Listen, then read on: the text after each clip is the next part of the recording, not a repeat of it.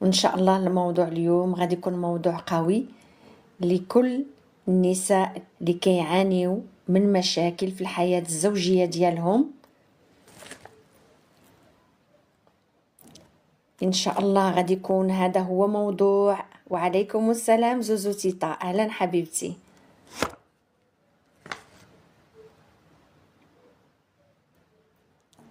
نحاولوا نديرو جيم وبارطاج، نبارطاجيو لو ماكسيموم هكا، نرفعو من البث وإن شاء الله نبداو الموضوع ديالنا اللي هو الحقيقة التي تخفيها النساء.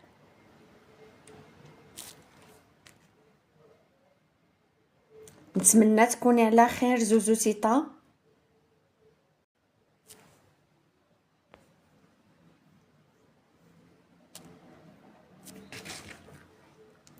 دونك نحاولوا كنا نديرو جيم وبارطاج، جيم وبارطاج.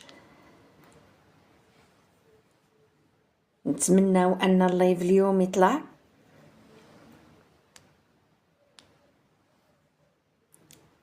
دونك نحاولوا كنا نديرو جيم وبارطاج، جيم وبارطاج.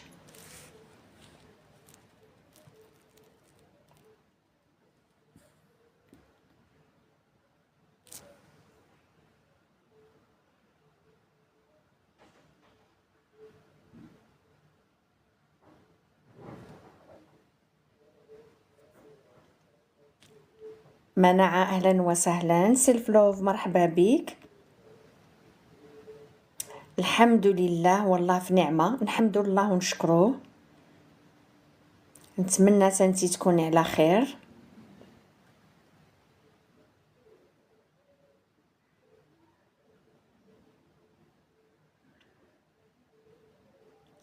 دونك ان شاء الله الموضوع اليوم غادي يكون على الحقيقة التي تخفيها النساء، الجرح اللي كيختار الشريك ماشي انتي. ام ادم اهلا وسهلا مرحبا بك. يلا نحاولوا كنا نديرو جيم وبارطاج، جيم وبارطاج.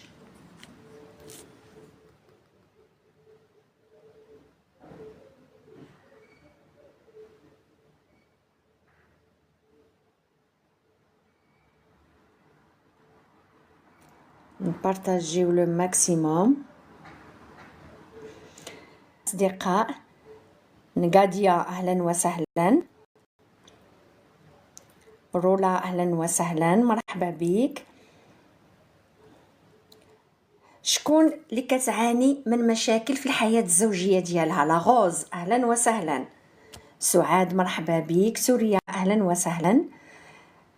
دونك شكون اللي ممكن تجاوبني على هذا السؤال هذا؟ شكون اللي كتعاني من مشاكل زوجية في الحياة الزوجية ديالها؟ تكتب لي غير اوكي او انا. ماني اهلا وسهلا مرحبا بك. زبيدة اهلا وسهلا. ماني وعليكم السلام مرحبا بك. اسلام اهلا وسهلا. ام ريان وعليكم السلام ورحمة الله اهلا وسهلا. دونك مرحبا بكل الاصدقاء. كيف ما قلت لكم الموضوع اليوم عن الحقيقة التي تخفيها النساء، الجرح اللي كيختار الشريك ماشي انتي. دونك غادي نتكلموا على واحد الموضوع اللي حساس بزاف بزاف، موضوع اللي بزاف ما كيتكلمش عليه. هو علاش انا عندي مشاكل زوجية، علاش كنعيش مشاكل زوجية، اشنو الاصل في المشاكل الزوجية اللي كتكون كنعيشها. الفلوس بالعقل اهلا وسهلا مرحبا بك. عنوان جميل جدا. نحاولوا اللي يدخل يدير جيم وبارطاج، جيم وبارطاج، وان شاء الله نبداو الموضوع ديالنا، موضوع جد مهم. رشيد اهلا وسهلا مرحبا بك. مرحبا بكل الاصدقاء. دونك نحاولوا نديروا جيم وبارطاج، جيم وبارطاج.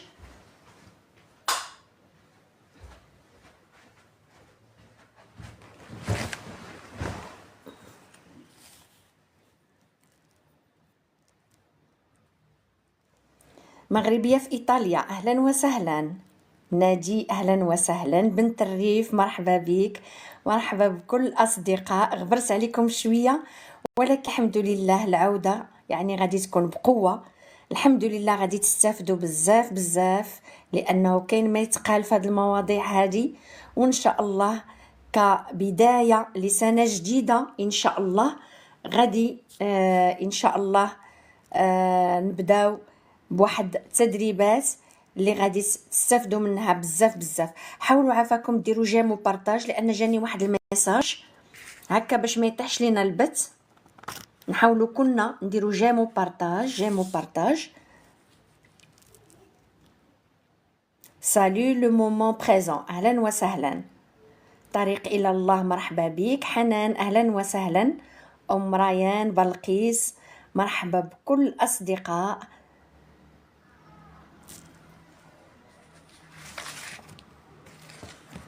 دونك نحاولوا الله يجازيكم بخير نديروا جيم وبارطاج هكا باش ما تيك توك ما يوقفش لينا البث، لان جاني واحد الميساج.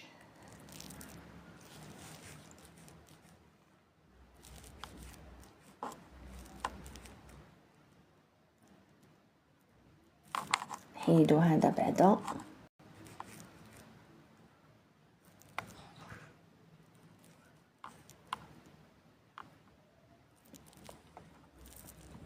لوتوس اهلا وسهلا، مرحبا بك. دونك طرحت واحد السؤال نتمنى انكم تجاوبوني عليه. شكون اللي كتعيش في الحياه الزوجيه ديالها مشاكل؟ شكون اللي عندها مشاكل في الحياه الزوجيه ديالها؟ تكتب لي اوكي او انا. اميره اهلا وسهلا. امينه مرحبا بك. عائشه اهلا وسهلا. سيده الاعمال اهلا وسهلا، مرحبا بك. فاطمه اهلا وسهلا، مرحبا بكل الاصدقاء.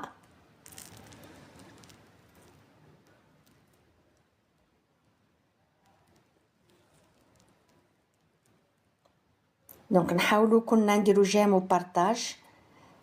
LGN سلام، انا نورا، مرحبا بك نورا. وان شاء الله اليوم غادي تعرفي معنا او لا غادي تعرفي علاش عندك مشاكل زوجيه وعلاش كتعيشي مشاكل زوجيه.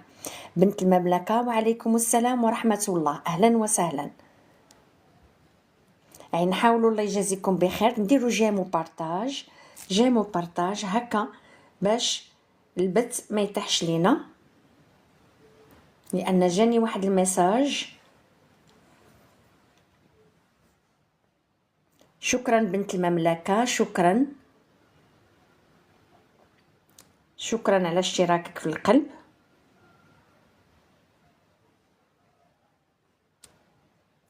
سيلف لوف، شكرا.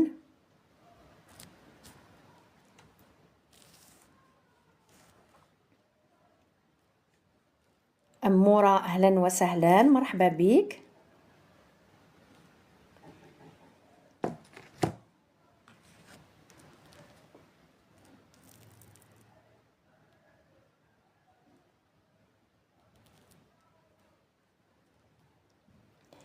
دونك إن شاء الله نبداو الموضوع ديالنا.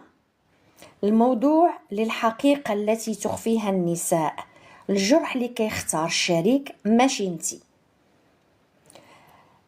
أول حاجة غنقول لكم مساء الخير عليكم كاملين، مرحبا بكم في هذه الرحلة النفسية العميقة.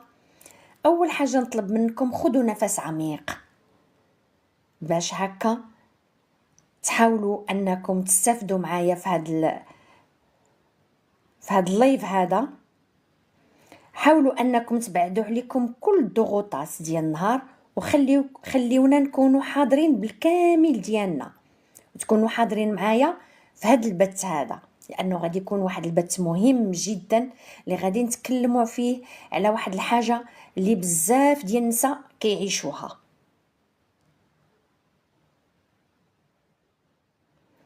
والسؤال المطروح، علاش واخا كنبغيو في الاول وكتكون العلاقه مزيانه، مني كندخلو للزواج العلاقه كتقلب وكترجع مصدر ديال الالم اللي ما كتحمليهش؟ وعلاش كنحسو باللي كنرجعوا لنقطه الصفر مع كل خلاف، بحال عمرنا تقدمنا خطوه بحال ما عمرنا عرفنا هذاك الشخص. وهذا السؤال هذا هو اللي ان شاء الله غادي اليوم نناقشوه وغادي نفصلوه وغادي نتكلموا عليه ونوضحوه باش هكا تعرفوا علاش في البداية الزواج كيف ما تنقولوا كيكون سمن على عسل، كتكون سعادة، كنعيشوا يعني كيف ما تنقولوا واحد الحب، واحد الاحتواء، واحد الفرحة. ومني كطول المدة تيولي هاد الزواج هذا تيتقلب الألم ومعاناة. شكون اللي ممكن تجاوبني على هاد السؤال هذا في نظركم علاش؟ ياقوت اهلا وسهلا. شكون اللي ممكن يجاوبني على هاد السؤال؟ علاش في نظركم في بداية الزواج كنكونوا فرحانين ومني كنبدا طول المدة كتقلب؟ ماشي عند كل شيء، يعني عند بعض الناس، لما قلناش يعني تقريبا واحد الأغلبية، يعني كيوليو يعيشوا معاناة وكيوليو يعيشوا ألم. شكون ممكن يجاوبني؟ مريم رميلي أهلا وسهلا، مرحبا بك.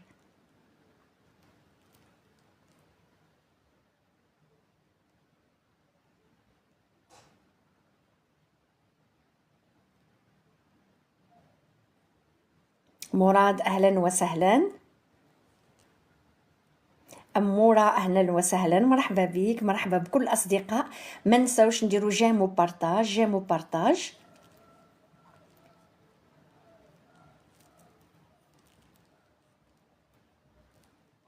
شكون اللي ممكن يجاوبني على السؤال ديالي؟ وعليكم السلام مروة أهلا وسهلا. من القلب أمورة، شكرا ليك، شكرا.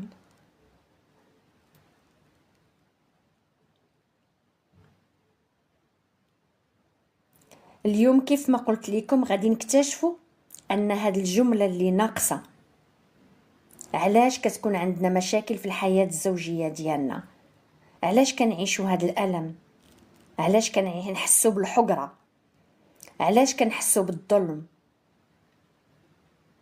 الوعد ديالي لكم اليوم هو أنكم غادي تخرجوا إن شاء الله من هاد اللايف بوعي جديد، وغادي تبدل طريقة شوفتكم للخلافات. راه الزواج ماشي مشكل، الزواج هو كنز كيشوف لك غير الجرح اللي خصو يداوى فيك انتي. وعليكم السلام صبيحة أهلا وسهلا، مرحبا بك. دونك كاين مغالطات اللي كنعيشوها. علاش كنحسوا بالجروح ديالنا وكتبدا تظهر الألم ديالنا والمعاناة ديالنا في الزواج؟ لأن قبل من الزواج كتكون عندنا واحد الفكرة على أن هذاك الزوج هو المنقذ، هذاك الزوج هو اللي غادي يحقق لي السعادة، هذاك الزوج هو اللي غادي نعيش معاه لهنا وراحة البال، هذاك الزوج هو اللي غادي يعيشني في الجنة. يعني كل حاجة في الحياة ديالي اللي عشتها معاناة في البيت ديال الوالدين ديالي بغيت أنه يحلها هاد الزوج هذا.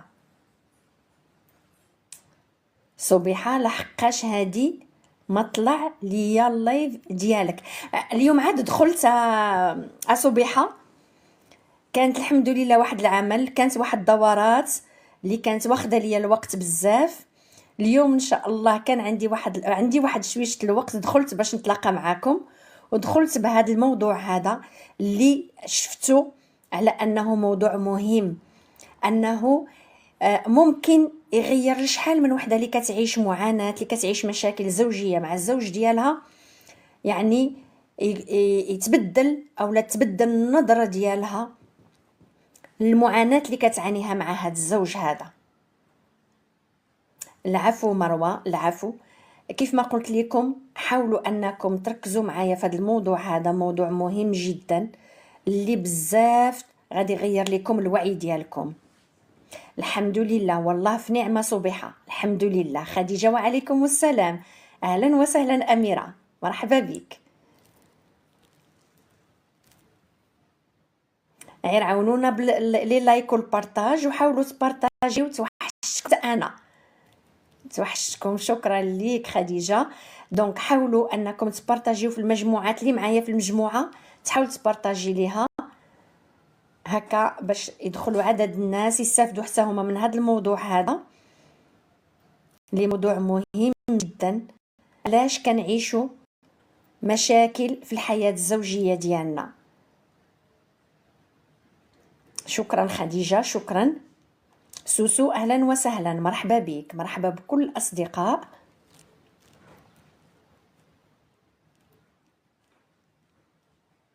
انتصار اهلا وسهلا. وسام اهلا وسهلا، مرحبا بك، مرحبا بكل الاصدقاء. ساره اهلا وسهلا. شكرا على اللايك ديالك. شكرا.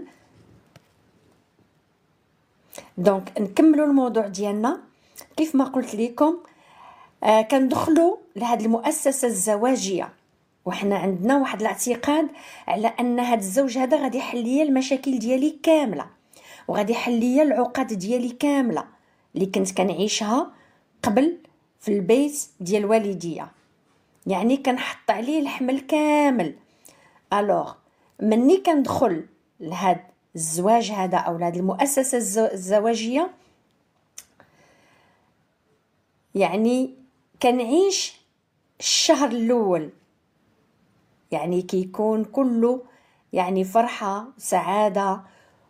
من بعد مني كيدوز الوقت كتبدا المشاكل كتبدا من اول كلمه مثلا قالها الزوج، او من اي معامله اللي بسيطه اللي عاديه، او ممكن هذا الزوج هذا مثلا تصيفطيلو رساله ويقراها يطلع فيو وما يجاوبكش بحكم انه مشغول او لا مثلا مبرزط، او لا قال على انه ممكن حتى يجي للدار ويتكلم معاك، او لا يعني بزاف المبررات انتي كتعتبريها على انها اهانه بالنسبه لك.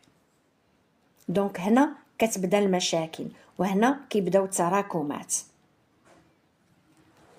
خصك تعرفي على انك انتي راك ما تزوجتيش بطبيب نفسي. راه الزوج ديالك راه شريك ديال الحياه ديالك، راه شريك ما جاش باش يعوض ليك دور الاب او الام. وهادو هما التوقعات اللي كانوا عندك قبل على ان هاد الشريك هذا غادي يحل لك المشاكل ديالك كامله، على انه غادي يعيشك في النعيم وغادي تعيشي معاه السعاده. الوغ كو الحياه الزوجيه راها شراكه. الحياه الزوجيه شراكه، انتي كتجيبي من عندك هو كيجيب من عنده، وكتلاقاو في واحد النقطه وكتكملوا الحياه ديالكم. برافو عليك محمد. يا ريت النساء يفهموا كلامك. اكيد، وهذا هو الدور اليوم اللي اليوم جايين اننا نرفعوا من الوعي ونبدلوا النظره ديالنا، او المراه تبدل النظره ديالها يعني للشريك ديال الحياه ديالها.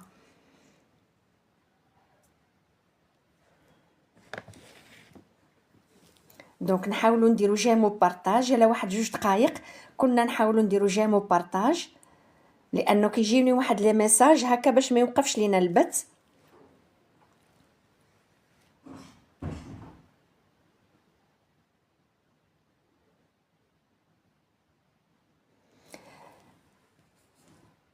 بصح كوتش خاص اذا المراه كان عندها تعلق مرضي صعيب ما كنتكلموش مروعير على التعلق، كنتكلموا على واحد المجموعه ديال الجروح اللي اصلا المراه داخله بهم في هذيك العلاقه الزوجيه، جايه بواحد العبء، جايه بواحد الحموله، جايه بواحد التراكمات. دونك عند بالها هي على ان هذاك الزوج غادي يحل ليها المشاكل ديالها كامله. هذوك التوقعات اللي هي متوقعه وهذوك العقد اللي عاشتهم في البيت ديال الوالدين ديالها على ان الزوج هو اللي غادي يحل ليها هذه المشاكل كامله. يعني هاد التوقعات من اول لمسه على الجرح هي عاديه جدا، لان الجرح هي جايه به.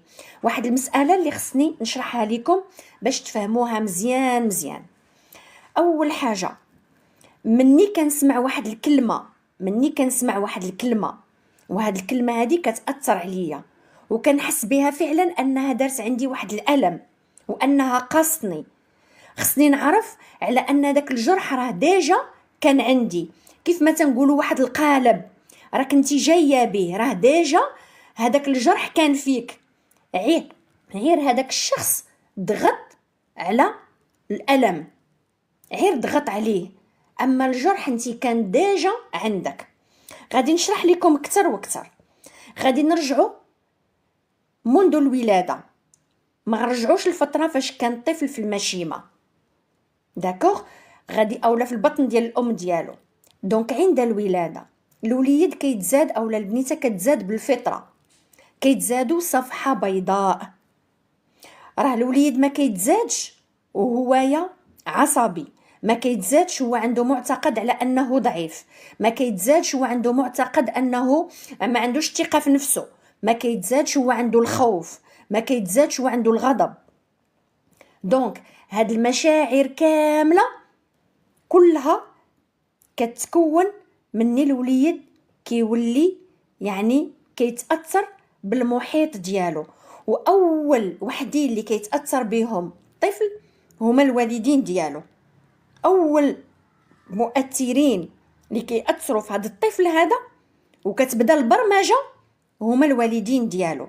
الطفل مني كيخلاق حتى 8 سنين او 7 سنين كيكون عنده العقل، ما عندوش منطق، ما كيعرفش، ما عندوش ادراك. يعني اي حاجه، وعليكم السلام وليد، يعني اي حاجه كيسمعها ولا اي معامله كتدخل كتسجل مباشره في العقل اللاواعي، وكتكون عنده معتقد، وهذا المعتقد هو اللي كيعيش معاه حياته كامله. هذا المعتقد هو اللي كيكون النمط باش كيعيش هاد الطفل هذا مني تيكبر، كيكون السلوك ديالو، كيكون الهويه ديالو. اذا نرجعوا للموضوع ديالنا. يعني مثلا مني مثلا المراه الزوج ديالها مثلا رسلات له ميساج ما جاوبش عليه، او لا طلع في وما جاوبهاش بحكم هو مشغول، ما غاديش تقول هو مشغول، او لا مثلا عنده شي طريق، او لا مثلا بغى يتسنى حتى يجي للبيت، او لا ما كتحاولش تلقى مبررات.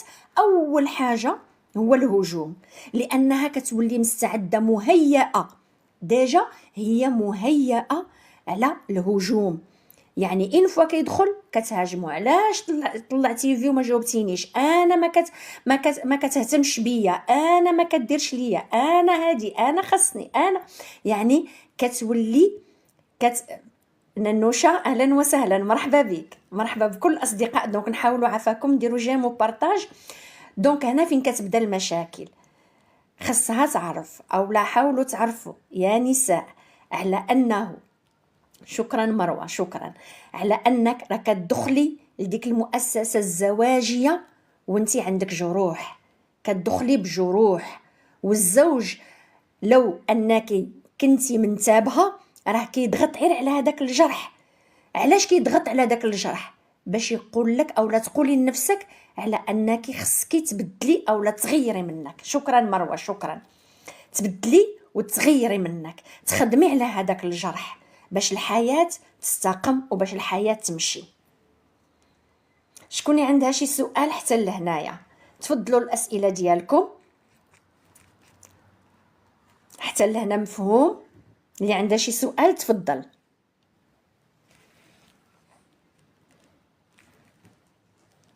لينا اهلا وسهلا، ساموراي مرحبا بك، ينسي اهلا وسهلا، مرحبا بكل الاصدقاء. دونك نحاولوا عفاكم نديروا جيم وبارطاج. دونك جروح الطفوله راه مهم جدا اننا نشتغلوا عليها. وعليكم السلام، الله اكبر، اهلا وسهلا. جروح الطفوله راه هي اللي كتشكل الهويه ديالنا مني كنكبروا، هي اللي كتشكل النمط باش كنعيشوا، هي اللي كتشكل الصوره الذاتيه ديالنا، هي اللي كتشكل السلوك باش كنتعاملوا، هي اللي كتشكل اشنو كنجذبوا لحياتنا. دونك هذاك الشخص اللي قدامي ما هو الا انعكاس لداك الشيء اللي في الداخل ديالي انا. دونك هذه نقطة مهمة، حاولوا توعوا بها. دونك المشاكل ديال الحياة الزوجية، أي مشكل أو أي معاناة أو أي ألم كتعيشيه في المؤسسة الزواجية، حاولي أنك ترجعي للماضي، رجعي بخط الزمن، حاولي تشوفي الطفولة ديالك، واش نفس الألم عشتيه من قبل، مع من، شكون كان محدث الألم، شكون اللي كان فعلا أول واحد عشتي مع هذا الألم هذا. وهنا كتبدا مني كتوعي به، هنا فين كتجي انك تبداي تشتغلي على هذاك الالم وعلى هذاك الجرح باش كداويه. غادي تسولوني واحد السؤال، علاش بالضبط في العلاقه الزوجيه كيبانوا الجروح ديالنا؟ ممكن تجاوبوني علاش بالضبط في العلاقه الزوجيه كيظهروا هاد الجروح هادو وكيبانوا؟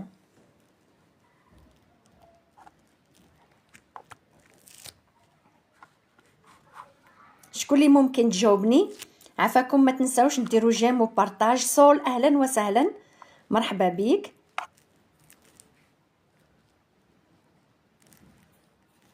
بدور اهلا وسهلا، شكرا على الاضافه.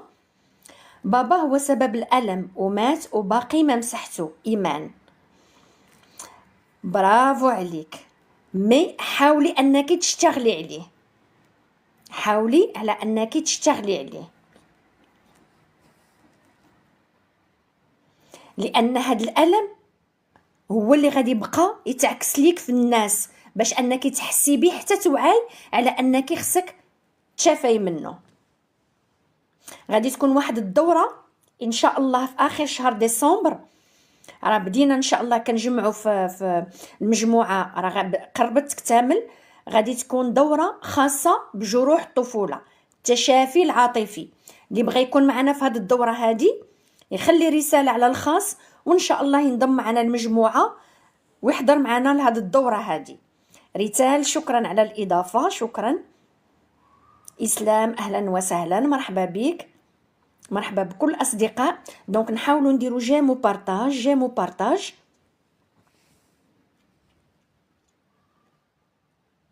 اهلا وسهلا ريتال، مرحبا بك. دونك سؤالي، علاش بالضبط في الزواج كيبانوا الالام ديالنا، كيبانوا الجروح ديالنا، كتبان المعاناه ديالنا؟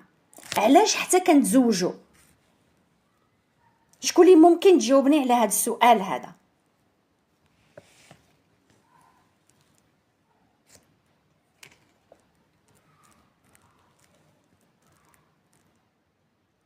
حرية خارج البيت، حرية خارج بيت أبوها. ما فهمتش أشقار، ما حاولي تشرحي لي أكثر.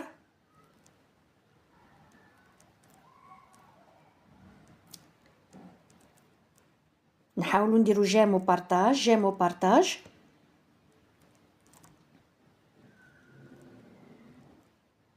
علاش في العلاقة الزوجية عاد كتبان المعاناة ديالنا، عاد كيبان الألم، عاد كنعيشوا هذاك الألم، عاد كتطفو الجروح ديالنا؟ علاش بالضبط في العلاقة الزوجية؟ شكون ممكن يجاوبني على هذا السؤال هذا؟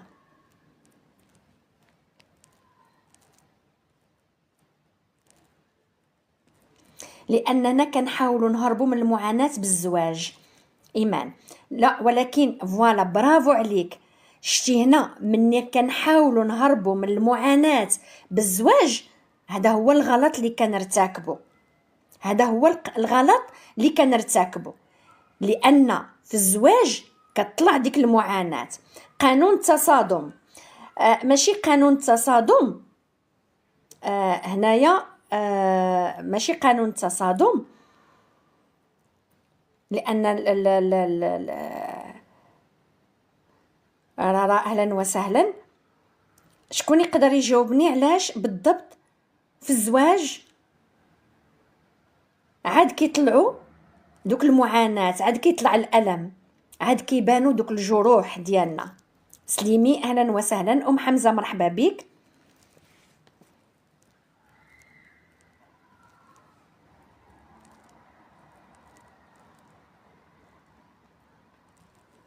دونك انا غادي نجاوبكم. وعليكم السلام رزان، اهلا وسهلا. علاش هذا الالم بالذات كيطلع في الزواج؟ حيت هي رحلة الوعي. السلام عليكم. لأن شريك الحياة هو مرآة أو انعكاس حقيقي لنا. هي فعلا راه شريك الحياة هو انعكاس، هو مرآة. ولكن علاش بالضبط في العلاقة الزوجية؟ راه حتى في الخدمة أي واحد قدامك هو انعكاس. إلا دار لك شي مشكل راه هو انعكاس لداكشي اللي في الداخل ديالك. كل واحد كيبحث على نفسه. أنا غادي نجاوبكم. علاش هذا الالم بالذات كيطلع في الزواج؟ حيت الزواج هي اقرب علاقه. حيت وانتي مثلا خدامه كتهربي مع صحاباتك وكتخرجي، في القرايه ديالك كتهتمي بالقرايه ديالك وكتركزي عليها وكتعطيها وقتك وطاقتك وكل شيء. داكوغ. مثلا مني كترتبطي اولا مني كتزوجي، الزواج كيقربك بزاف، الزواج كيعريك. الزواج هو اقرب مؤسسه اللي كتباني فيها بالحقيقه ديالك، لانك كتكوني قريبه لداك الشريك، قريبه بزاف، لدرجه ان الجرح ما كيلقاش فين يتخبى. لان في العلاقات الاخرين مع صاحبتك، مع مثلا في المدرسه، في القرايه ديالك، كيتخبى داك الشيء، انك تخرجي كتضحكي كتسافري مي العلاقه الزوجيه هي قريبه بزاف. اقرب علاقه هي العلاقه الزوجيه. لا ماشي القمع، ماشي القمع في البيت، لا ماشي في القمع في البيت. دونك فهمتوا علاش؟ لأن الزوج هو أقرب واحد كيكون قريب منك، لأن كل الحقائق كتعرف الحياة الزوجية، كتباني على الحقيقة ديالك. مفهوم؟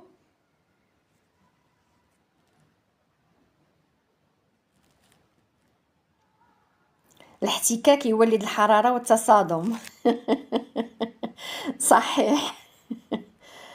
فوالا. دابا خصنا نفهمو علاش هذاك الزوج هو انعكاس لداكشي اللي في الداخل ديالنا. الزوج راه ما تزوجش بيك باش يجرحك، الزوج راه ما تزوجش بيك باش يألمك، الزوج راه اختارك من بين واحد العدد كبير ديال النساء، وحتى انتي كذلك اختاريتيه من عدد كبير ديال الرجال. ولكن باش داخله انتي في ديك المؤسسه الزواجيه، واش نظفتي الجروح ديالك؟ واش تعرفتي على فعلا الجروح ديالك؟ لان لا دخلتي بجروح، اول اصطدام مع الزوج غادي يضغط عليك على اكبر جرح عندك.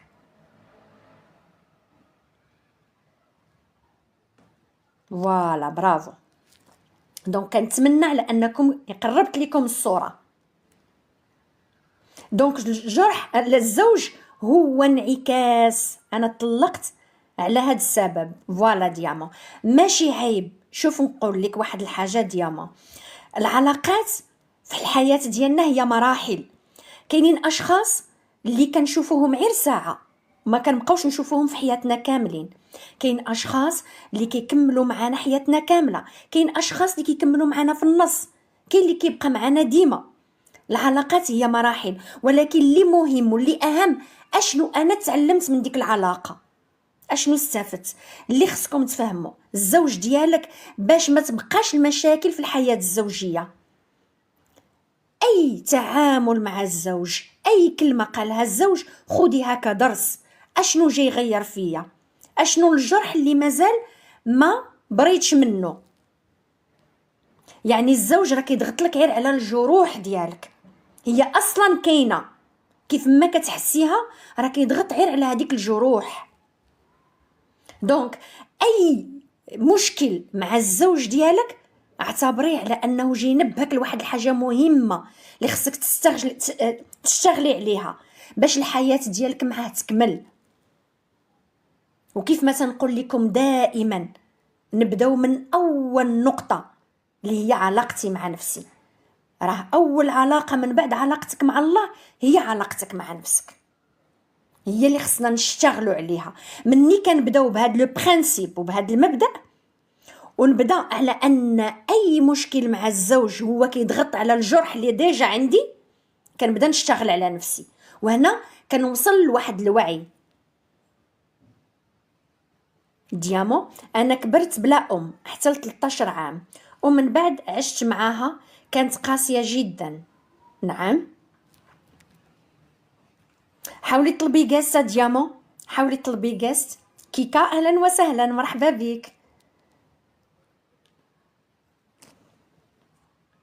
اللي خصكم تعرفوا على ان الشريك ديالك او الزوج ديالك هو غير المرايه ديالك، خدمته بوحدها انه يوريك الحقيقه الخفيه ديال الجروح ديالك. راه فاش كيبعد عليك ولا كينشغل، هو راه ما كيقصدش الاهمال ديالك، ولكن هو كيعكس غير داك الشيء اللي في الداخل ديالك، داك الخوف من الهجر اللي كان عندك مني كنتي صغيره. السلام عليكم. انا عندي 3 سنين وانا نحاول نشتغل على نفسي وما قدرتش. ناديه حاولي تدخلي معنا الدوره ان شاء الله اللي غادي تكون في اخر شهر 12، هي دوره تشافي من جروح الطفوله، دوره قويه. هذا الموسم الرابع، لان درنا الدوره الاولى، الدوره الثانيه، الدوره الثالثه، حنا دابا في الموسم الرابع ان شاء الله. اللي بغى يكون معنا في هذه الدوره، والدوره كتكون قويه، كتكون دوره يعني كفاء. ما فمعي ما تعودوش. الله يجازيكم بخير الكومونتير 2 المرات، لان باش ما يحذفناش التيك توك. دونك هاد الدوره هادي كيكونوا فيها تدريب، كيكونوا فيها جلسات، كتكون فيها مواكبه مني انا شخصيا لكل مشترك، وكذلك كتكون فيها جلسات بالتنويم بالايحاء، تشافي من جروح الطفوله. حتى هو شوف، حيت خصو يكون عندنا واحد الوعي. حتى الرجل غير هو خصك تفهمي لا مورفولوجي ديال الرجل، لان التكوينه ديال الرجل ماشي هي التكوينه ديال المراه. واحد الحاجه اللي مهمه بغيت نقولها لكم في هذا البث هذا، علاش دائما خصنا نرجعوا للطبيعه ديالنا، رجعوا للفطره اللي خلقنا عليها ربي. حيت مني كنخرجوا على الفطره ديالنا وعلى الطبيعه اللي ربي خلقنا عليها، هنا فين كنوليو كنعيشوا مشاكل. المهمه ديامو انك فهمتي، هذا هو المهم.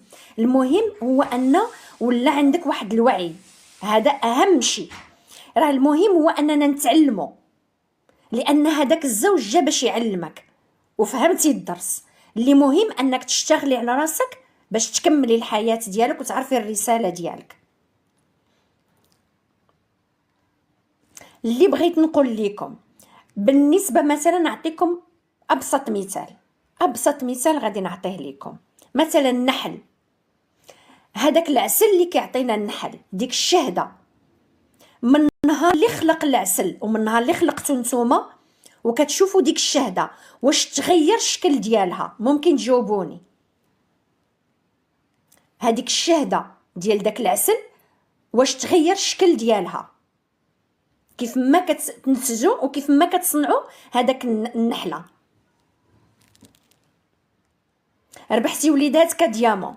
لا ايمان، برافو عليك، برافو عليك. دونك ما كيتغيرش. داكوغ، طير ما خسرتيش، بالعكس عاد غادي تبداي. شوف ديامون، غادي نقول لك واحد الحقيقه.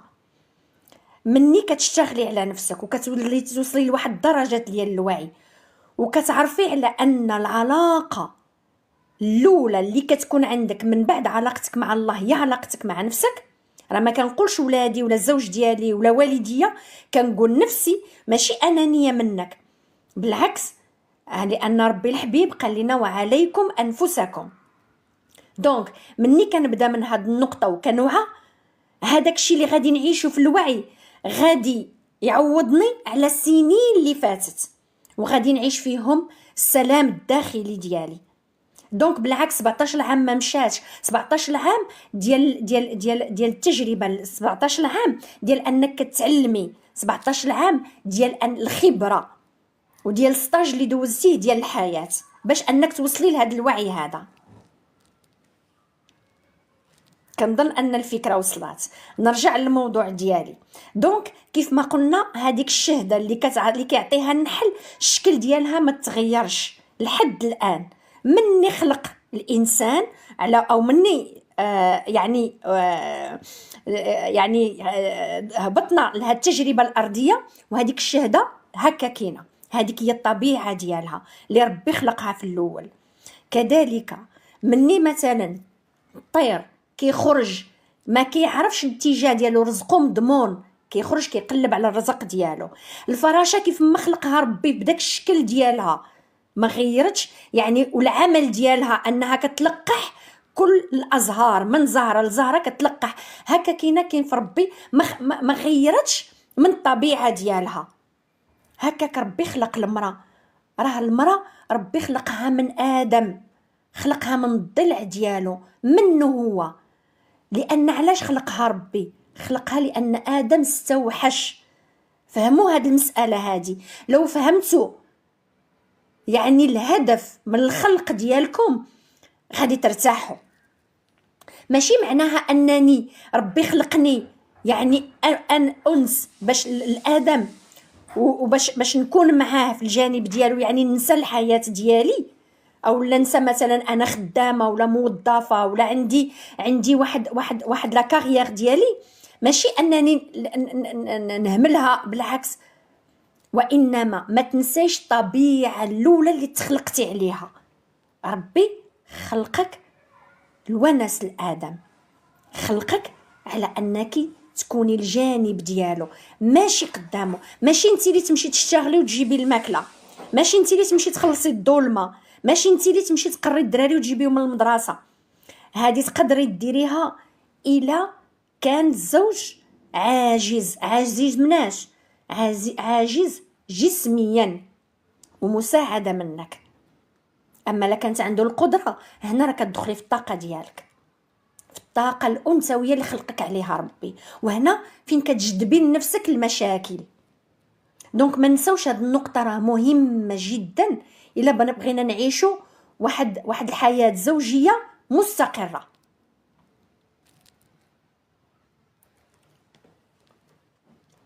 دونك مفهوم؟ شكون اللي عندها شي سؤال؟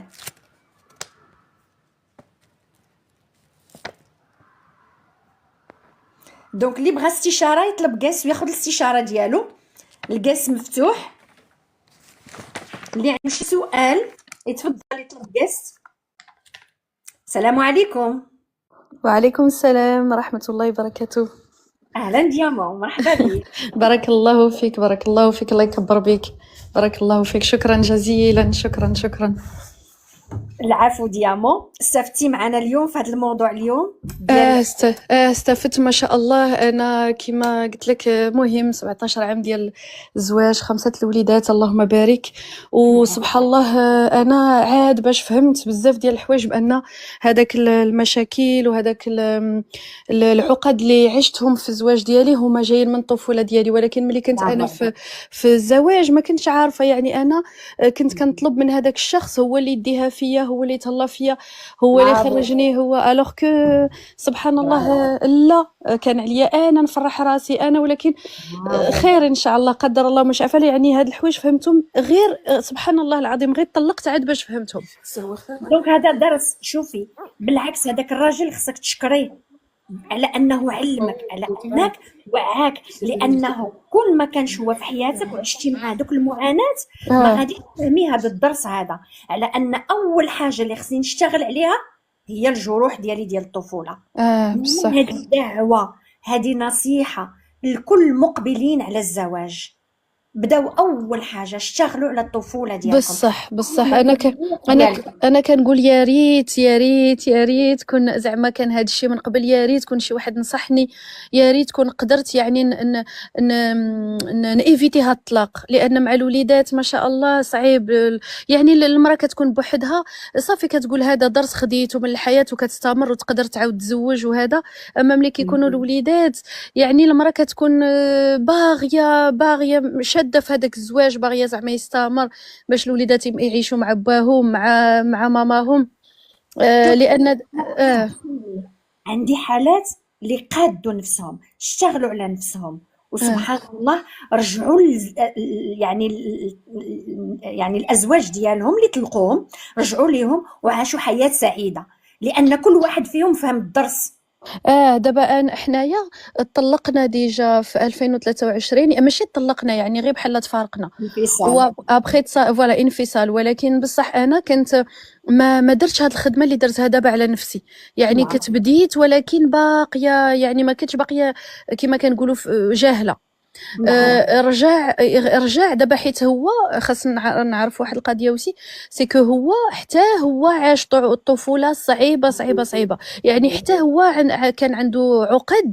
نعم. وانا يعني بحال هو سبحان الله العظيم، بحال شي جرح كيورك ليا عليه في هذيك البلاصه اللي انا ضاراني. يعني بحال هذاك الشيء عاد هذا الجرح عاد كيعاود عاوتاني يولي جديد. سبحان الله. وهو مع حتى هو الطفوله ديالو كانت صعيبه، حتى هو عنده جرح نفسيه حتى هو. اذا سبحان الله كنا بحال يعني ما مفاهمينش وصافي. وما كانش يعني سبحان الله ما كانش شي مشاكل. يعني مشاكل ما كاين والو ما كاينش المشاكل، غير فوالا برافو غير عليك. هكا، غير فوالا، غير هو هو كينتظر مني شي حوايج انا ما كيقولهمش ليا بفمو، ما كيعبرهمش، ما كنعرفش. انا حتى انا كننتظر منه شي حوايج ما كنعبرهمش، انا كنقول هو اللي خصو يفهم، هو اللي نعم. خصو يعرف. ايوا نعم.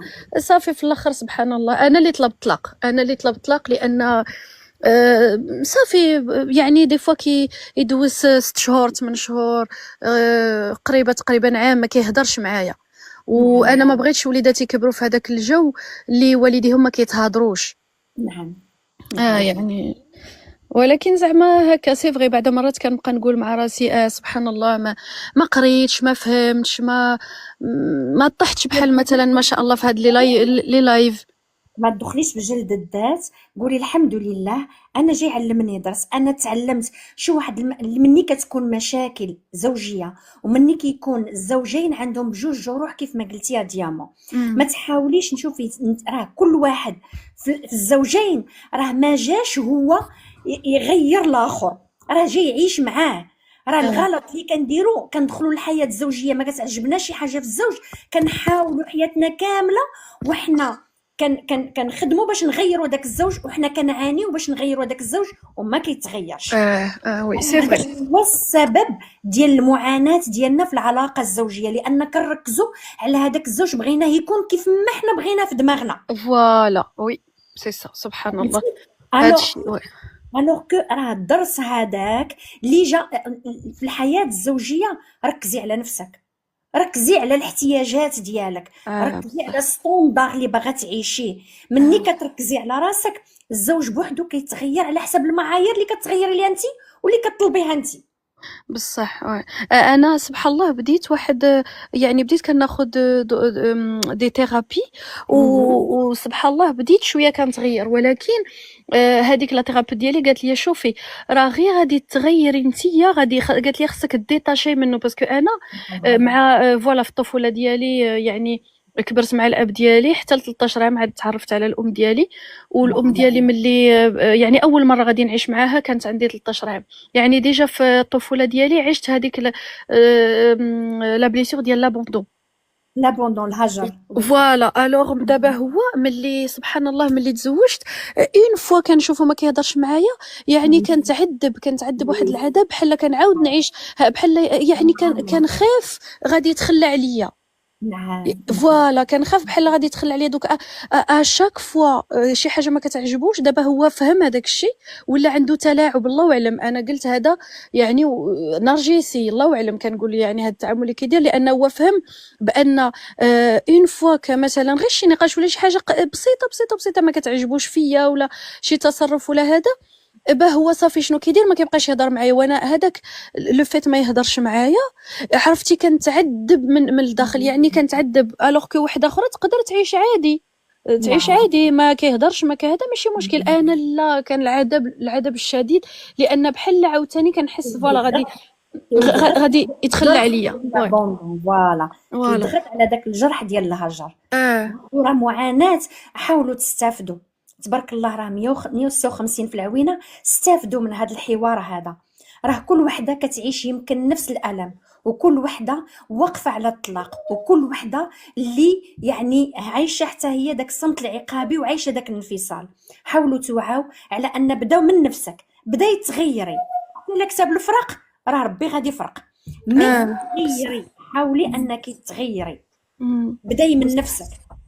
عرفي بصح. فعلا اشنا هو، عرفي داك الجرح، اعترفي به. اول حاجه هو الاعتراف، نعترف. ثاني حاجه الرضا، كنرضى به، عاد كنبدا نغير. لان الحاجه اللي ما رضيتيش بها وبقات ديك المقاومه ما عمرك كتشافي منه.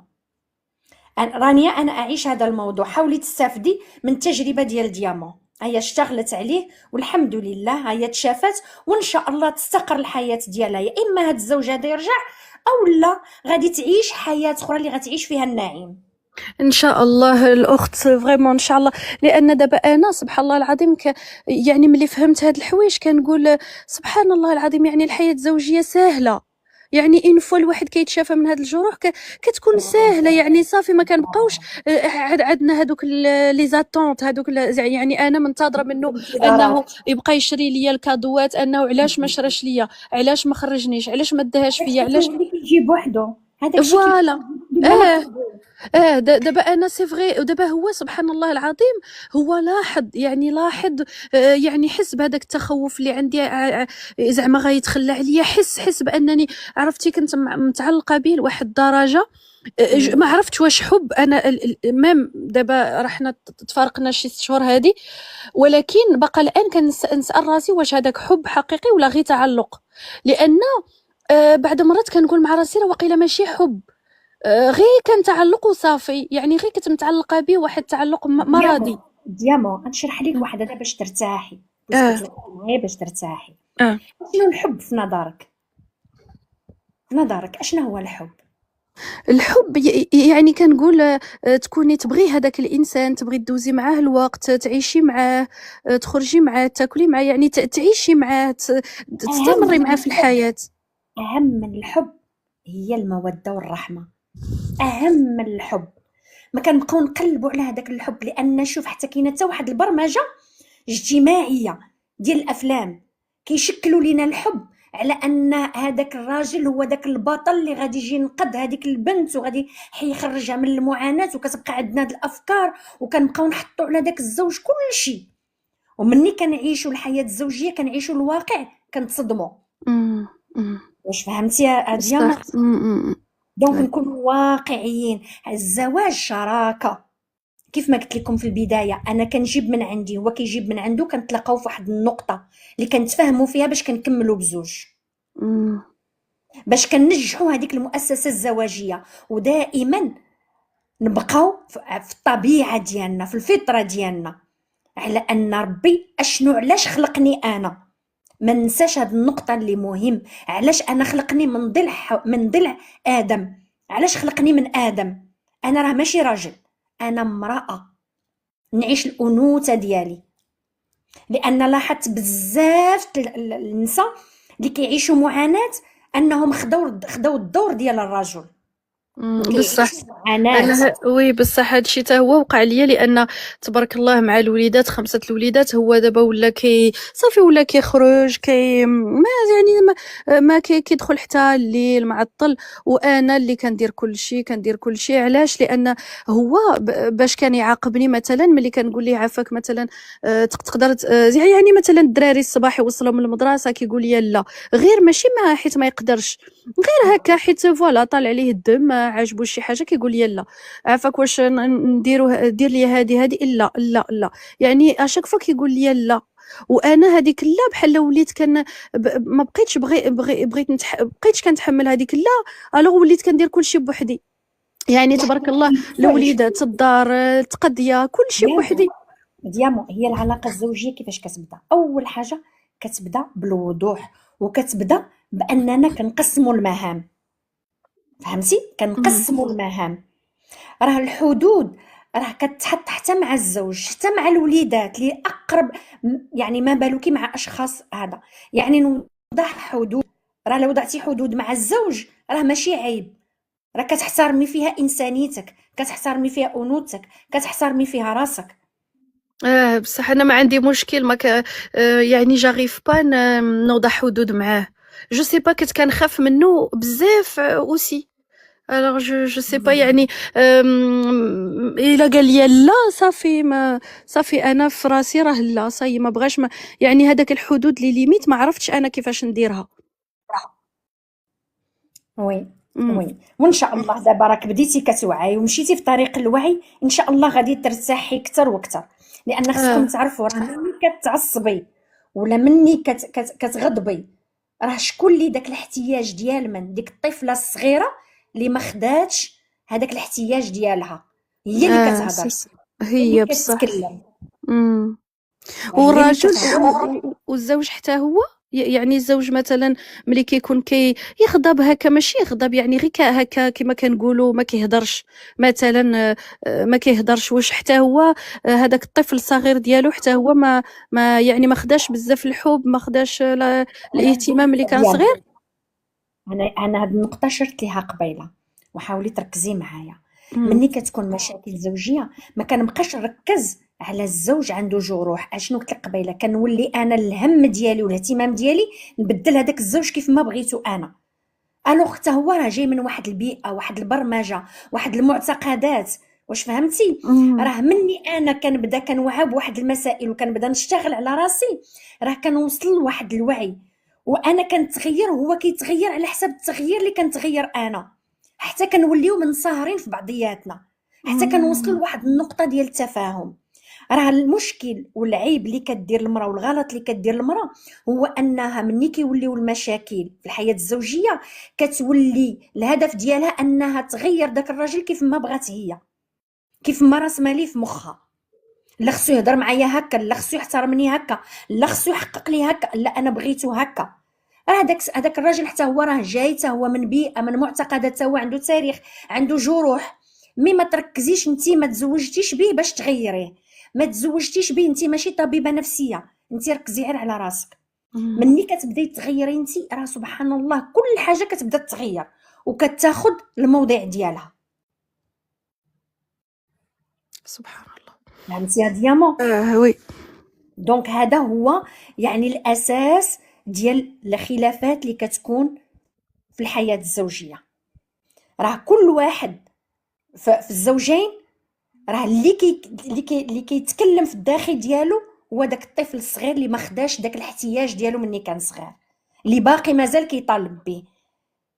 سي وكل بصح سي واحد صح. على حسب مم. الطفوله اللي عاش. سبحان الطفوله الله. اللي عشتي انت في الهجر، لابوندون، كاين اللي عاش الظلم، كاين اللي عاش، كاين اللي عاش الفقد، كاين اللي عاش النقد. كل واحد وعلى حسب، هما خمسة الجروح. داكوغ ديامون. دونك وي. ناخذ ال جي ان نسمعوا حتى هو ولا حتى هي شنو بغات تقول. نعم. السلام عليكم. نعم بارك الله خليك فيك. معايا ديامون، يخليك معايا غادي داكوغ. نعاود نرجع ليك. داكوغ. السلام عليكم ال جي ان، ممكن تفتح او لا تفتحي المايك؟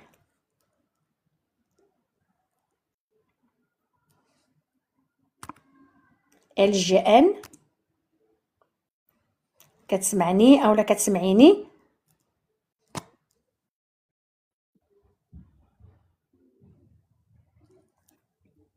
ما عرفتش واش كتسمعني. انا غادي نهبطك او لا غادي هذا، عاودي طلبي جاست. ربما المشكل عندك في المايك ما بغاش يتفتح، ولا شكوني مازال عنده شي سؤال اخر؟ دونك كيف ما قلت لكم، نعم الأخت تفضلي. رانيا، الأخت رانيا حتى هي مسكينة كتبات: أنا سنة في صمت العقاب والإهمال والهجر. مسكينة حاولي سبحان الله. تقولي من نفسك. أنا عشت هاد الشي، غير نعم كنقرا بحال شي أخت هكا قلبي كيتزير سبحان الله. نعم نعم، حاولي تبداي من نفسك، مم. بداي من الطفولة ديالك، رجعي بخط الزمن، شوفي في نفس الأحداث، نفس الألم اللي كتحسي به دابا، كيف امتى حسيتي به، ومع من حسيتي به، وفين حسيتي به، ومن هنا غادي تبدا الانطلاق. سبحان الله. مم. داكوغ. كيف ما مم. قلت لكم، اللي بغى يكون معنا في الدوره ديال جروح الطفوله يخلي الاسم ديالو في الخاص، وان شاء الله ينضم معنا المجموعه اللي غادي تكون فيها الدوره. هذا العدد غادي يكون جد محدود، دونك دوره غادي تكون عن التشافي العاطفي، اللي غادي نخدموا فيها على جروح الطفوله. غادي يكونوا فيها تمارين، جلسات بالتنويم بالايحاء، غادي تكون فيها مواكبه مني انا شخصيا لكل وحده ولا كل واحد على في الخاص. دونك اللي بغى يكون معنا في هذه الدوره يسجل الاسم ديالو في الخاص. وعليكم السلام حنان، اهلا وسهلا. حنان هي كانت معايا في دوره جروح الطفوله في الموسم الاول، راه كانوا 3 المواسم، هذا وان شاء الله هو اللي غادي يكون الموسم الرابع. تفضلوا، اللي عندها شي سؤال تفضل طرحوا الاسئله ديالكم. بغيت غير انا بغيت نطرح واحد السؤال. دابا انا ملي دوك ملي طلقنا يتو، يعني هو ما كيشوفش ولادنا، يعني ما كيزورهمش بزاف، يعني قليل، مره في الشهر، مره بعد مره في شهرين، شهر ونص هكا. وانا حتى انا يعني دابا ولادي ملي كيقولوا لي هو نسانا ما كيبغيناش، ما كيهتمش بينا، حيت انا عندي 4 الوليدات وبنيه، وانا مركزه على هذيك البنت اكثر من الوليدات، يعني حتى هما يعني شويه مركز عليهم، ولكن اكثريه هي عطيها البال بزاف. يعني ديما كنهضر معاها، كنقول لها انت بنيتي، انت اميره، انت مهمه، انت عندك، يعني انت ماشي، راه الاب ديالك راه كيبغيك، غير حيت حتى هو مع هاد المشاكل كيقلب على دار باش يبقى يجي يديك، راه كيبغيك، راه هادي، راه يعني كنحاول باش ما دخلي عندي الخاص، دخلي عندي الخاص، خلي لي رساله وان شاء الله نتواصل معك. وراه التليفون الا مشيتي للبايو فين كاينه الصوره ديالي ضغطي عليها، راه كاين رقم الواتساب يدخلك نيشان الواتساب ديالي. تفضلي دياما. نعم. سمحي لي. نو يا با بروبليم. قلت لك اذا كيفاش انا ندير باش وليداتي حتى هما ما يعيشوش هاد لا بليسور ديال لابوندون من جهه الاب ديالهم. شوف دياما، واحد المساله مهمه، اي حاجه كنركزوا عليها هي اللي كتجلى في الحياه ديالنا. داكوغ. بالنسبه لوليداتك كلهم يكونوا نفس الحنان، نفس الاحتواء، نفس الاهتمام. ما تخليش وليداتك يحسوا على ان البنيته كتميلي ليها اكثر. حاولي نفس المعامله. داكوغ. انت حاولي ديري اللي عليك، فهمتي؟ هاد الوعي اللي وصلتي ليه بنفس المعامله اللي كتعاملي بنتك ومن القلب، ما تصنعيهاش، حاوليها يكون سلوك في الحياه ديالك، فهمتي؟ لان اي شعور كنحسوه سبحان الله العظيم راه كيكون متبادل، كيوصل للقلب. اي حاجه من القلب كتوصل للقلب. راه كاين واحد التبادل طاقي بيناتنا حنا كاملين. داكوغ. داكوغ. دونك داكشي اللي غادي تحسي بيه وتشعري بيه غتوصليه لوليداتك، كوني على يقين. غير خليك في هذا الاتجاه ديال الوعي، اشتغلي على راسك. داكوغ. داكوغ. حتى ولو ان الاب يعني غايب، هذاك الحنان والحب والاحتواء اللي كتعطيهم والاهتمام ديالك غادي يكون كافي. عيدي مع باباهم مزيان ان شاء الله يا ربي، حيت عندي اكثر يا وليدي الكبير دابا غادي يكمل 16 عام، يعني كيعاني من الغياب ديال الاب ديالو، يعني كيعاني بزاف لواحد الدرجه اللي ما بقاش كيقرا مزيان، ولا كيقول لي انا ما عارفش، ما تعلمت والو من الحياه، نورمالمون خاص الاب ديالي هو اللي يعلمني. يعني كان بعد مرات كنبقى نهضر معاه بالسوايع ويعني كيعاني بزاف من هذا الغياب ديال الاب ديالو. الكبير هو اللي زعما كنقول راه صافي كبير، وهذا هو اللي حاليا كي زعما معذبه معاه. انا نقول لك ديما، اول حاجه هاد الغياب هذا وهاد المعاناه ديال ولدك غترجعيها حافز وقوه انه يركز على الحياه ديالو، انه يمشي مزيان في الحياه ديالو، انه يكون منضبط. كيفاش؟ اول حاجه قولي عند باباك اعتبروا على انه الله يحفظ انه مات، ما كاينش، كيفاش غادي تعيش؟ داكوغ. حاولي توصلي ليه هاد الفكره، ماشي يعني وجودك انت وقيمتك انت وقيمه ديالك انت كتحصرها في علاقتك مع باباك، قيمتك انت منعزله مع بابا على باباك. بالعكس، ان الغياب ديال باباك خصو يكون حافز انك تكون قوي، انك تقرا، انك دير شي حاجه مهمه في حياتك لتستمد منها القيمه ديالك. داكوغ. فهمتيني يا ديالو؟ باش تهضري معاه وخدي في بعين الاعتبار انه راه فتره المراهقه كيكونوا الوليدات شويه مضغوطين بالهرمونات، بالتغيير الجسم ديالهم، بزاف د الحاجات. مم. داكوغ. داكوغ. وديري اللي عليك، انا تنقول لك ديري الواجب ديالك كأم. ما مم. تحاوليش تلعبي دور الاب، ما عمرك غتقدري تلعبي دور الاب. ديري مم. الدور ديالك فقط. انا تقربت منهم ملي دابا ملي حيت انا حتى انا دابا شنو وقع ليا مع الام ديالي كانت قاسيه قاسيه ملي جيت انا 13 عام. يعني انا من ملي خلقت حتى 13 عام رباني الاب وجداتي يعني مثل الاب ديالي. يعني جداتي عطاتني واحد الحنان الله يحفظها ليا. الله بغيت فريمون ربي يعطيها اعلى مراتب في الجنه. يعني حنت عليا واحد الرحمه واحد الحنان واحد الحب اللي عطاتني. يعني سبحان الله ربي يعوضوا ليا في هذيك تسمحي لي ديامون، غتسمحي لي ديامون. نعم. شوفوا سبحان الله كيفاش ديامون تفكر وكيفاش كتهضر على هذاك الحنان اللي حساتو مع الوالده ديالها. حاولوا تحتويوا وليداتكم، حاولوا فريمون وي. تعطيوهم الحنان، حاولوا تهتموا بهم.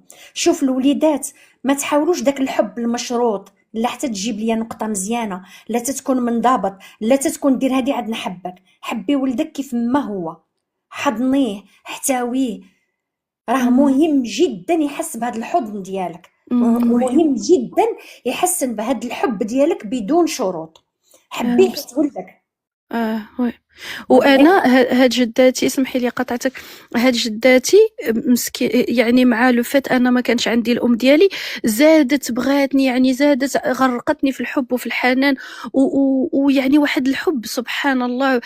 وقيل هو اللي جعلني انني نبقى يعني نستمر في هذه الحياه. لان شنو داز عليا من بعد ملي ماما جابتني 13 عام نعيش معاها. يعني انا سبحان الله واخا كانت الجده ديالي يعني عاطياني هذاك الحب وجدي حتى هو الله يرحمه والاب ديالي وعمامي. المهم كنت وسط واحد العائله يعني على قد الحال يعني فقيره ماشي فوالا. ولكن هذاك الفقر ما حسيتش بيه لان كنت غارقه في الحب وفي الحنان وواحد الجو ما شاء الله. ولكن رغم ذلك انا كنت حاسه براسي في هذيك الوقيته راني يعني راني خاصني الام ديالي. يعني ما كنتش حاسه براسي راني عاديه. كنت وسط صحباتي كنحس براسي راني خاصني شي حاجه. راه الام ديالي ما كايناش معايا. ملي كملت 13 عام الام ديالي ما شاء الله المهم جابتني نعيش معاها. يعني خرجت يعني من الفقر يعني ما شاء الله واحد المستوى عالي ديال العيش. ولكن الحب ما كانش. يعني كاع هذاك الشيء اللي حلمت به في الطفوله ديال ملي كنت صغيره يعني الالعاب يعني كاع مهم هذاك الشيء اللي كنت انا كنحلم به اللي تخصيت منه ماديا لقيته ولقيت كتر. ولكن الحب اللي مشى مني الحب والرحمه والحنان ما لقيتوش. يعني واحد القسوه ما يعني تصدمت ملي جيت يعني سبحان الله العظيم. وبقيت كنعاني حتى وصلت 20 عام صافي تما وليت كنشوف بان الحل الوحيد ديالي هو انني نتزوج. يعني كنت كنقول انا واخا يجي واحد ما عندوش الخدمه واحد طلاب غادي ناخذو نتزوج به. بغيت غير نرتاح من هذيك القسوه وما كانش في الامكانيات ديالي باش نرجع نعيش مع الاب ديالي لان الاب ديالي في المغرب وانا الام جابتني هنايا لفرنسا. ويعني مهم بديت الحمد لله كنقرا جبت الدبلوم. يعني ما كانش يعني كنت كنفكر بانني نرجع نعيش مع يعني في وسط العائله. الفقر ما كانش حاجز. يعني قلت ماشي مشكل غادي نفقد هاد لو كونفور وهذا الشيء اللي عايشه فيه ماشي مشكل. ولكن كان عندي كان عندي الحب الحب ما عندوش ثمن. وسبحان الله المهم مع بارونتيز غير اونتر بارونتيز. شتي الهروب ديالك من المعاناه للزواج هذا اكبر مشكل. فوالا وي وحتى هو يلا فهمت بانني الزواج كنت سي يعني سي نورمال ما هاد الزواج ما تمشاش. لان انا ما تزوجتش يعني حيت باغيه نتزوج. تزوج حيت باغيه نهرب. نعم سبحان الله. نعم. مي الحمد لله شي اهم حاجه انك وعيتي بهاد المشاكل، وعيتي بهاد يعني الجروح هذه. إمم. داكوغ. واللي وقع ليا سمحي لي سبحان الله داكشي علاش عاودت لك هاد القصة كاملة ونسيت، اللي وقع ليا هو أنا بالدور ديالي كنت قاسية بزاف مع وليداتي، يعني هداك الشي اللي دوزت عليا الأم ديالي مهم ماشي لهداك النيفو ديالها هي، ولكن كوميم يعني بحال أنا تشربت هذيك القسوة ديالها وكلشي يعني كنت قاسية مع وليداتي أكترية هادوك 2 وليدات الكبار. حتى لدابا ملي طلّقت وعيت والحمد لله حسّنت العلاقة مع وليداتي، عاد باش حتى أنا وعيت ودخلت في واحد الندم كنقول سبحان الله ما يعني ما كنتش تدخليش يعني كنت ما تدخليش لقاي راسك العذر. دابا بالعكس خصك تفتخري على انك وصلتي لهذا المستوى هذا. راه كاين اللي دابا وباقي عايش وغارق في الجروح ديالو، وهي اللي كتسيرو، وهي آه، اللي دايره النمط باش كيعيش. آه، داكوغ. دونك آه، انت فتحتي واحد الباب اللي غادي ترتاحي فيه. كاين واحد آه، العمل وباقي عمل. شتي الرحله مع الذات ما كتساليش، وي، ورحلة الوعي ما كتساليش. إمم، نشتغل على راسي، نعرف البيبان اللي كنطرق اللي باش كنتعلم منهم. داكوغ. الحاجه اللي غنستافد منها واللي غتزيد بالحياه ديالي القدام واللي غادي تنورني. إمم، داكوغ. ما نحاولوش نمشيو. راه كاينين دابا هذا اللي الله يهديهم، يعني افكار اللي ما كتخدمناش بتاتا. دونك نبقاو دائما تلفنا. رجعوا للدين ديالنا، رجعوا إمم، للقران ديالنا، رجعوا للسنه ديالنا. ما نحاولوش اننا نمشيو في واحد الوعي ولا في واحد التفكير اللي يخرجنا على الدين ديالنا. إمم، داكوغ. وي، الدين ديالنا راه هادشي الوعي راه مذكور في القران. راه ربي ما جاش وقال لا يغير الله ما بقوم حتى يغير ما ما بانفسهم. بأنفسهم، دونك راه ما بصح، يمكنش حياتك تغير الا ما بديتيش تغيري بنفسك. هي الاولى. إمم، راه إمم، ما يمكنش ان انت قدام المرايه عندك واحد طاش في وجهك. واش غادي تمسحي وجهك ولا غتمسحي المرايه؟ بصح، دونك غادي تمسحي وجهك. وي، غتبداي من نفسك. غتبداي من نفسك. هذيك المرايه غير انعكاس وراتك اشنو اللي كاين في وجهك. دونك العلاقات ديالنا ما هي الا انعكاس. ما تحاولوش تركزوا مع العلاقات اكثر ما تركزوا مع نفسكم. داكوغ. باقي عندك شي سؤال اخر ديامو؟ غير على وليداتي، يعني هذيك القسوة ملي كانوا صغيورين وحتى أنا غادي نكون جرحتهم، حتى أنا غادي نكون زرعت فيهم دي blessures، يعني كيفاش يعني حيت فوالا كنحس بحال ما عندهمش ثقة في نفسهم، وكنشوف راسي بأن أنا اللي خطأت معاهم، يعني كيفاش نقدر واش الحب يعني غادي يمسح كل شيء والّا خصني الحوار معاهم؟ انا نقول لك ديامو، وركزي معايا مزيان، اهم، والاصدقاء ركزوا معايا مزيان، لان هادشي اللي غنقوله دابا مهم جدا وكنخدم به في الجلسات ديالي. اهم، خصك تعرفي واحد المساله. آه، بالنسبة للعقل اللاواعي والمسارات العصبية، المسارات العصبية ديالنا، يعني شي بحال ديك الطريق المعبدة، ديك الطريق اللي فيها حفاري، ديك الطريق اللي بزاف يعني الطوموبيلات كيمشيو ويجوا معاها. كنهضر لك مثلا الطوموبيلات كيمشيو، داك الغضب، داك الخوف، داك المعاناة، ديك التراكمات اللي عشناها، يعني في الحياة ديالنا. داكوغ. اللي اثرت على النفسية ديالنا وخلات النفسية هشة. هادوك كيكونوا ناقلات عصبية.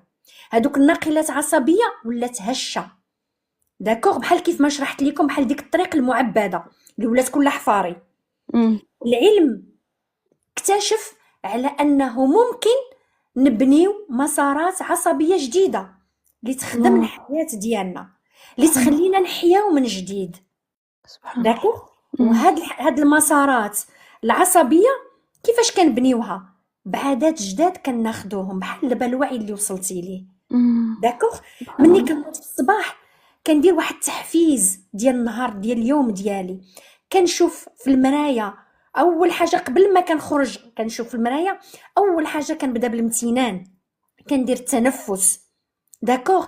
كنشكر الله على انني نهار جديد حيه فيه وكنتنفس، كنتمشى، كنشوف.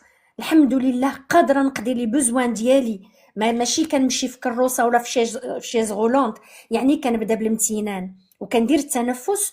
هذا كيولي كيكون روتين ديال الحياه. داكوغ، عاد كنوض كنحاول كنبدا اليومي ديالي. دونك كندير عادات اللي كتحفزني، عادات اللي كتخليني نكون مرتاح في اليومي ديالي. وهاد العادات كيفاش كتكتسب مع التكرار. كنحاول نكررها 21 يوم، كنقدر نمشي حتى 40 يوم. اشنو كتولي اسلوب وسلوك في الحياه. كيما كتنوضي في الصباح ما كتحسيش ولا كتفكري انك تنوضي تغسلي وجهك، كتمشي مباشره كتغسلي وجهك. هكا كتولي، يعني كتولي عادات اللي كتولي تلقائيه في حياتنا. وهادو هما المسارات العصبيه اللي كنحاولوا نبنيوهم من جديد، وكنحاولوا نبنيو نفسيه صحيه وصحيحه من جديد. دونك كل شيء اسلوب ونمط حياه. برافو عليك زوزو تيتا. دونك هكا كيفاش كنغيروا من حياتنا، وهكا كيفاش كنحاولوا. راه العيب هو انني نبقى عايشه وعالقه في الماضي، ونبقى عايشه في الوحل ديال التراكمات ديالي وديال الجروح ديالي. مني كنوعى وكنوصل لواحد الوعي كنغير، وممكن انني نغير، وممكن انني نبني مسارات عصبيه جديده اللي تخدم الحياه ديالي. سبحان الله. داكوغ. دونك وليداتك ممكن ديري معاهم عادات جديده، بالحب، بالرحمه. حنا عندنا يعني دي ثيرابي بلامور، بالحب. ما شاء الله. داكوغ، دي ثيرابي بالحب وكيتعالجوا. دونك نحضن، نبوس، نحاول كلمه زوينه. دائما نفتخر بولادي، الفخر دائما انت فخر ليا، دائما انت توب كيف ما تكون النتيجه. داكوغ. وقدام الناس دائما نهضر مع ولادي مزيان، ونهضر على ولادي مزيان.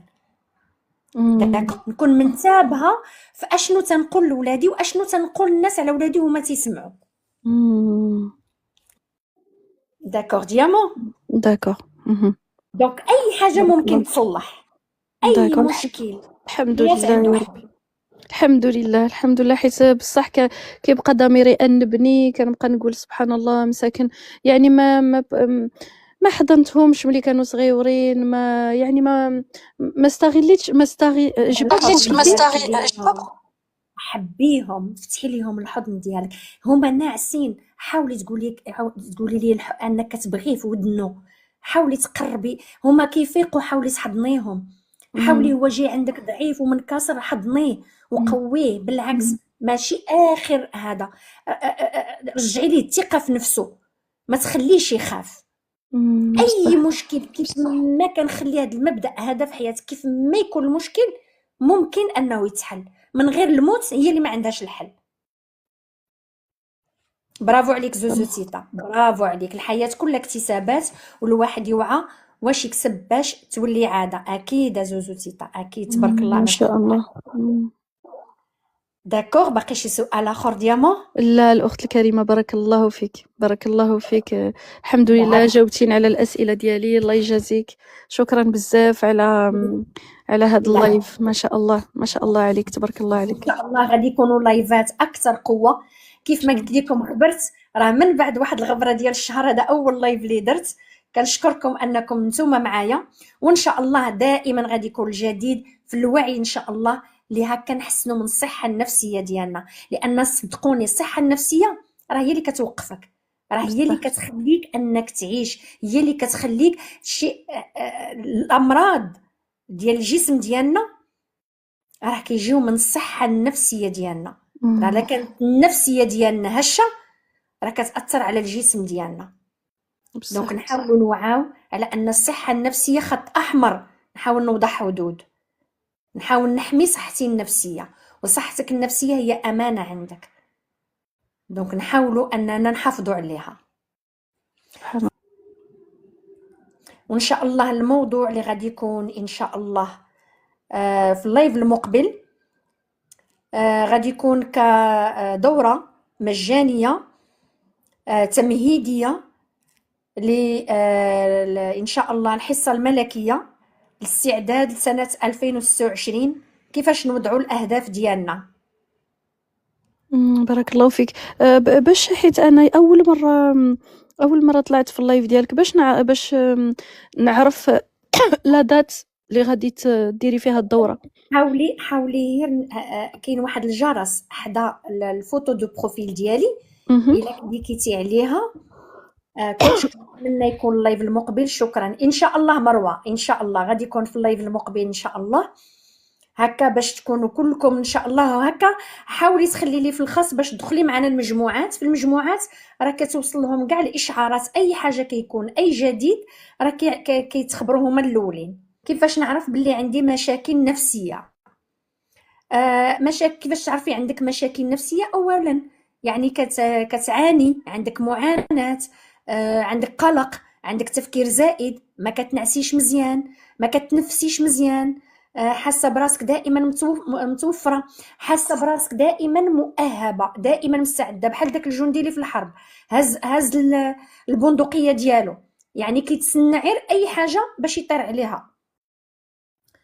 سام جوري مقيم فرنسا، مرحبا بك سام جوري، مرحبا بك.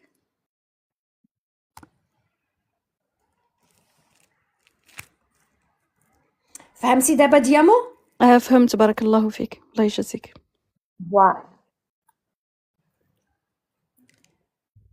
الو ممكن تجاوبيني؟ كنبدا في الهدف اللي بغيت نحقق بواحد الشغف، ومن بعد بحال يلا طفيتي ما كتبقى عندي رغبه. عادي جدا، امنيه عادي جدا، يعني غادي يا اما غادي يكون عندك تسويف، يا اما غادي يكون تشتت عندك، يعني او لا تتحطي بزاف ديال المهام. حضري معنا في الدوره ان شاء الله اللي غادي تكون مجانيه، ديال الدوره الملكيه، استعداد لسنه 2026. مهم جدا انك غادي تعرفي الطرق والسبل اللي غادي تقدري تحطي بها الاهداف ديالك، وكيفاش تشتغلي على نفسك. الهدف راه ماشي مثلا هدف كيقدر يكون مادي، راه الهدف تقدري تكوني غير انك تبني علاقه مع نفسك، انك توازني الافكار ديالك، انك ترتبي الافكار ديالك، انك تبني علاقه صحيه وصحيحه مع نفسك. هذا راه هدف، وهدف مهم وسامي في الحياه.